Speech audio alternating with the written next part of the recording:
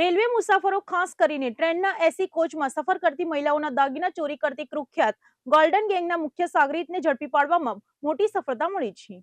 Railway પોલીસે બાતમીના આધારે આંતરરાજ્ય લિફ્ટ ચીટર મનીષસિંહ ઉર્ફ ઠાકુરને રેલવે સ્ટેશનના પાર્કિંગ વિસ્તારમાંથી દબોચી લીધો છે।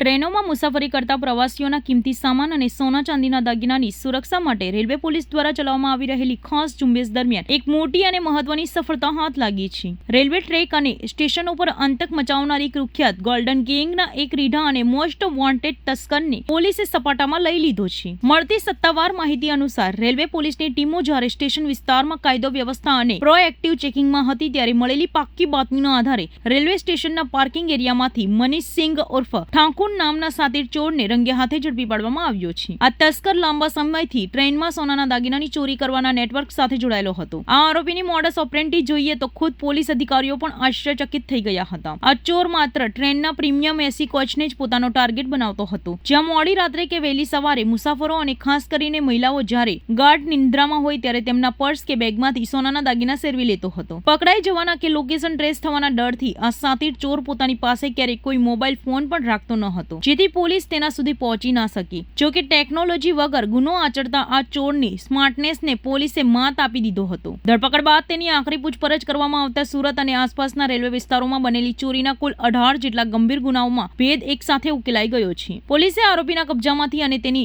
નિશાનદેહી પરથી ચોરી કરાયેલા સોનાના કિંમતી દાગીના તેમજ રોકડ રકમ મળીને કુલ્લે 21,66,000 રૂપિયાનો મુદ્દામાલ રિકવર કર્યો છે। રેલવે વિસ્તારમાં આતંક મચાવનારા આ હાઈ પ્રોફાઇલ ચોરની ધરપકડથી રેલવે પ્રવાસીઓએ મોટો રાહતનો શ્વાસ લીધો છે। પોલીસ હાલ આ ગોલ્ડન ગેંગના અન્ય સાગરીતો કોણ છે, ચોરીનું આ સોનું તે કોણે વેચતો હતો અને આ સિવાય અન્ય કયા રાજ્યોની ટ્રેનોમાં તેને આવી વારદાતોને અંજામ આપ્યો છે તે દિશામાં કાયદેસરની કાર્યવાહી સાથે વધુ તપાસ ચલાવી રહી છે।